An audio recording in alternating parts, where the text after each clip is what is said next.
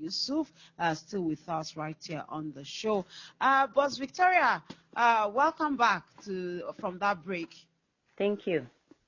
Okay, so like I said, before we went on that break, that we are going to be looking at the other side of the coin. But Bosco will tell me now that no, Boss Gene, it's not all men that have strength. But if there's anything that we categorize a man for, is strength.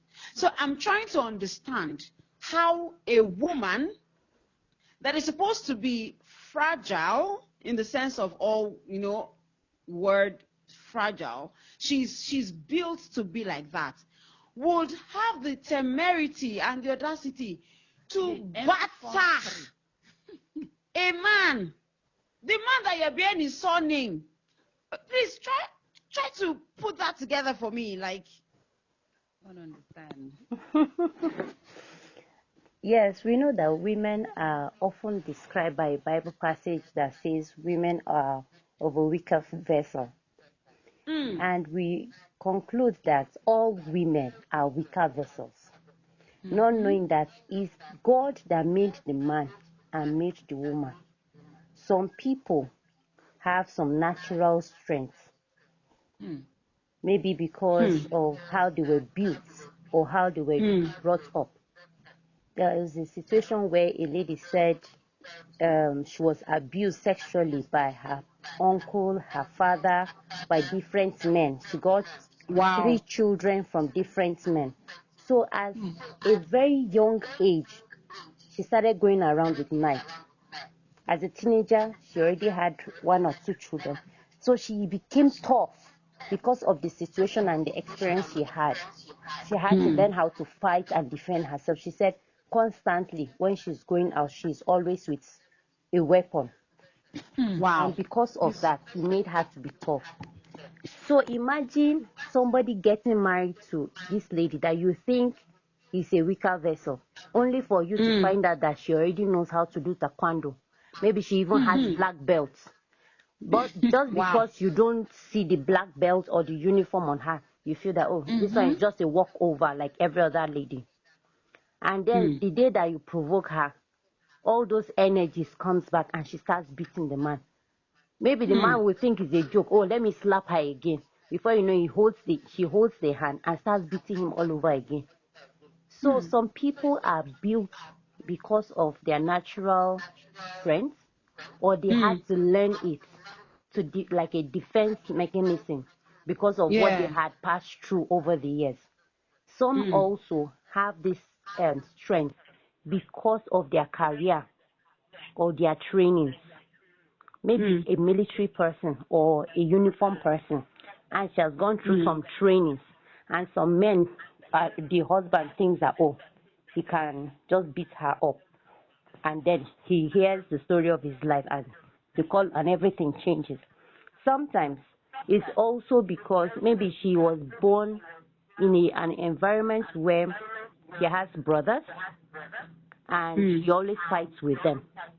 Or a lady that grew up and most of her friends are guys. Consciously or unconsciously, she has been watching them over the years. She knows what they do, or she watches some set of movies and she has practiced punching the wall by herself because she's a tomboy. Such kind of a person, you can't mess with them anyhow. So when you provoke them, it just comes like that. Then the last set of people that I feel has this strength is people that have spiritual strength.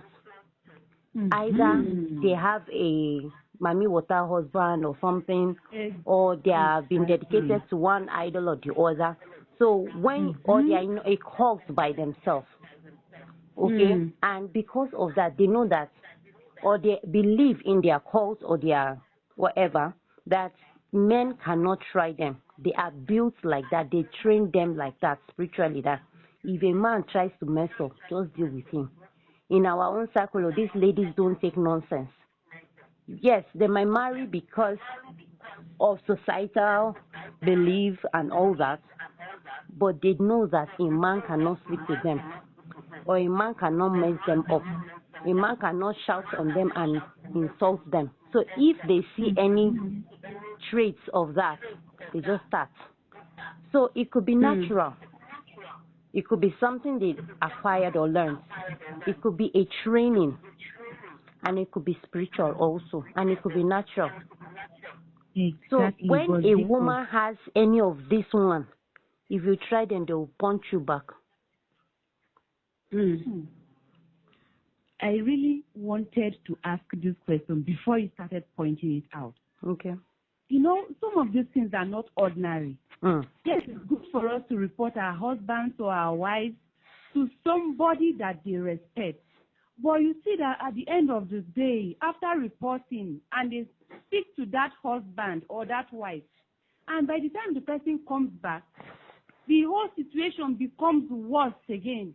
So instead of reporting, calling this to come and settle issues, don't you think we should cry unto God, as in go into this spiritual battle? If you call unto God, prayers. If you call unto God, God has a decision to step in or not to step in.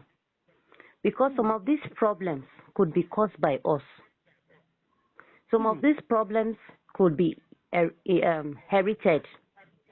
Maybe our forefathers or our parents have done something and there is a cause somewhere. We are talking about spiritual now. It might be a cause somewhere that your children can never enjoy their marriage. These people are young people, innocent, maybe believers or hardworking people. They already had their goals all written out. They know what they want in life. But because there is a cause somewhere, before you know it, it starts speaking. And these innocent people, you counsel and counsel and counsel and counsel. You pray. And God is like, covenants cannot just go away because you are praying. There must be a new covenant to counter the old covenant. There must be a higher authority speaking for that person or that couple that will nullify and cancel any long-standing covenants, long-standing agreements. Do you know some people, some singles on their own, maybe they have promised somebody they are going to marry them. Or maybe a man that this virgin a lady or a small girl. And the girl maybe got pregnant, or maybe she didn't even get pregnant. While he wants to do it, you say, this thing, they will do it to your own children. Or this kind of a thing, because of what this man did, all your children will never enjoy their marriage. They will never have children. They will never do this and that. Before you know it, the people might even laugh. I've seen a movie like that. I'm not like a fan of Nigerian movies, right? But I've seen a movie like that. And the man just said, waiting, nothing is there, this and that. He just pushed the girl and raped her.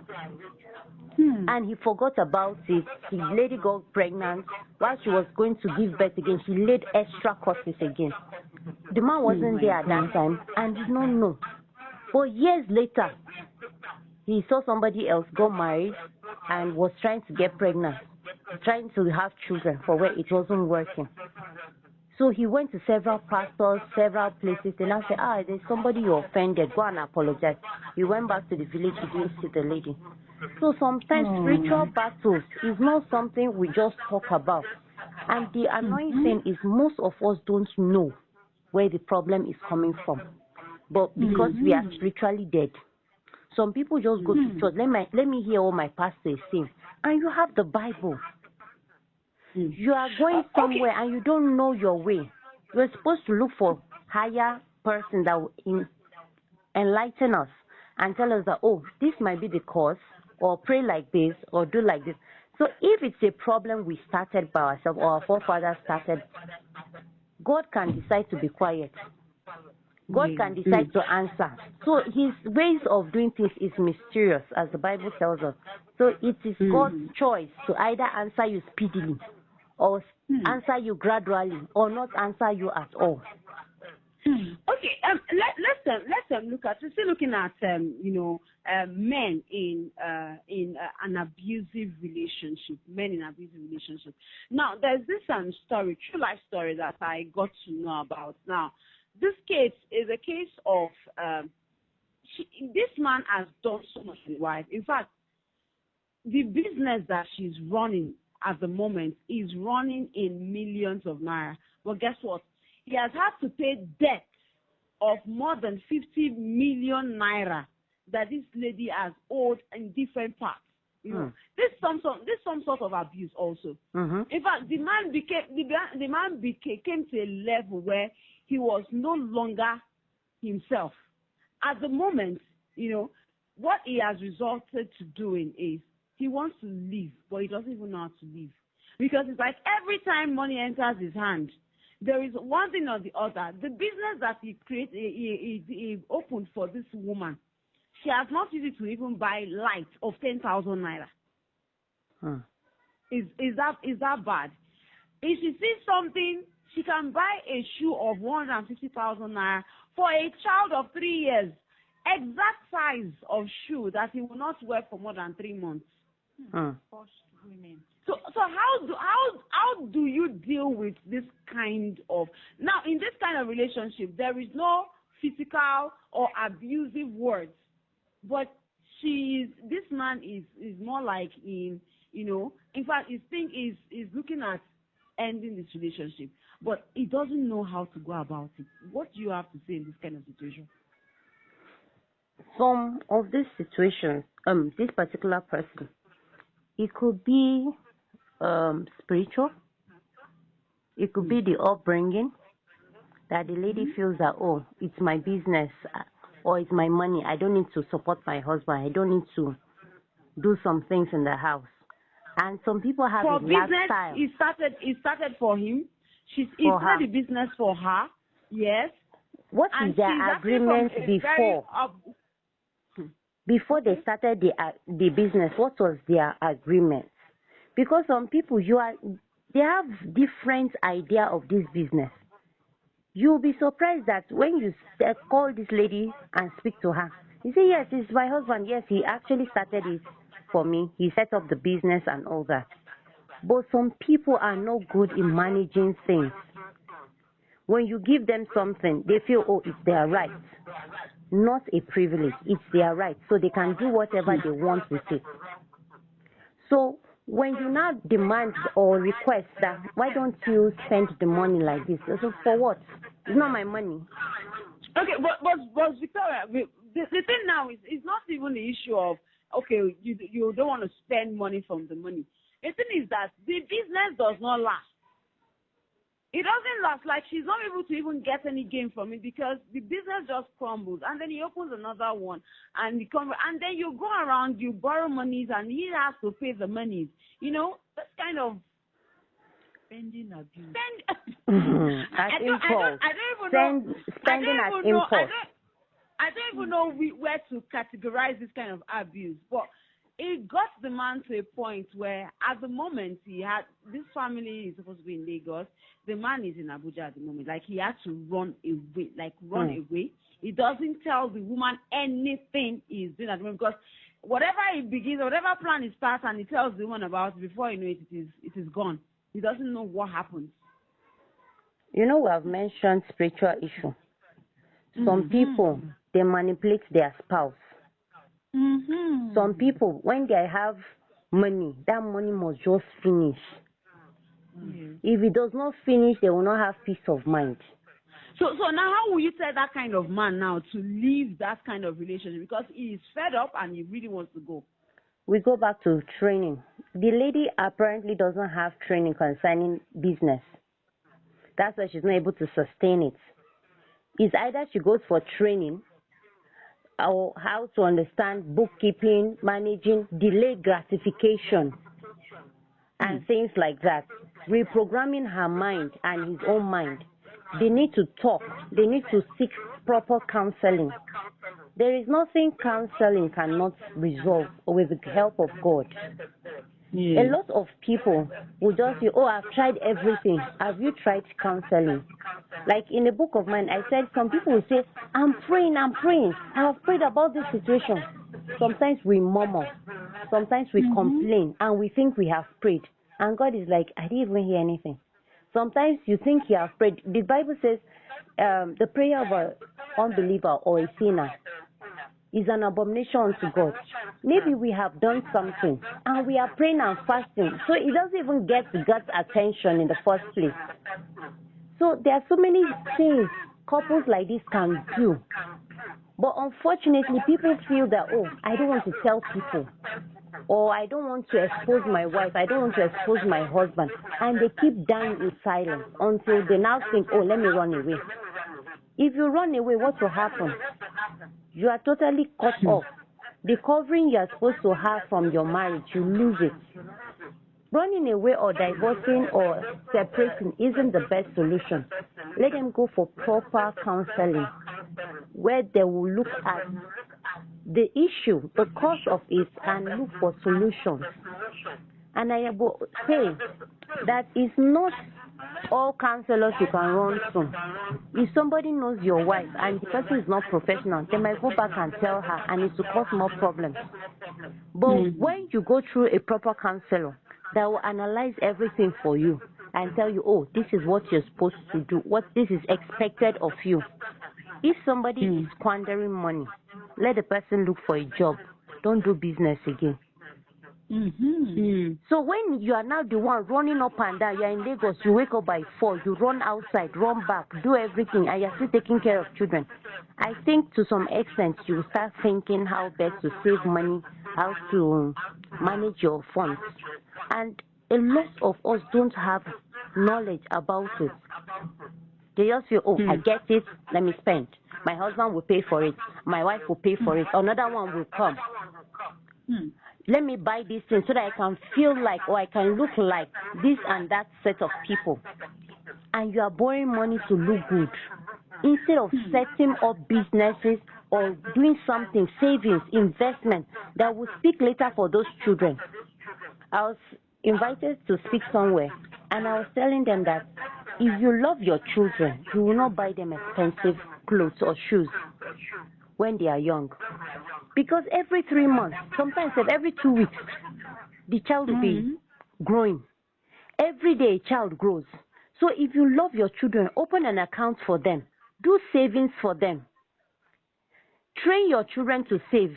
Train yourself to delay gratification. It's not every money that comes to your hand that is for spending. Some of this money comes in as a seed. You're supposed to sow it. You're supposed to help people. Imagine what you said, 150,000 naira shoe for a 3-year-old. For what?